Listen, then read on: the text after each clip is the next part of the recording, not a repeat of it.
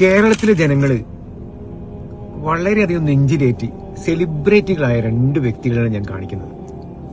ഒരാള് ഒരു മൂലയിലിരുന്ന് ജീവിതം ഇങ്ങനെ കഴിയേണ്ട ആളാണ്.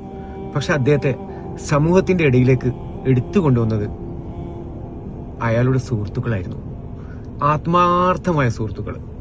ആ കാരണം കൊണ്ട് തന്നെ എല്ലാ വെല്ലുവിളികളും നേരിട്ട് ഉയർന്നു വന്നു.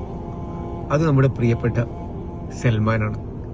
പിന്നെ ഒരാളുണ്ട്, പിറവിയിലൊക്കെ ഒരുപാട് വൈകല്യങ്ങൾ ഉണ്ടെങ്കിലും ആ പ്രിയപ്പെട്ട പിതാവ് സലീം കൊടിയത്തൂർ ആ കുട്ടിയെ നന്നായി നോക്കി.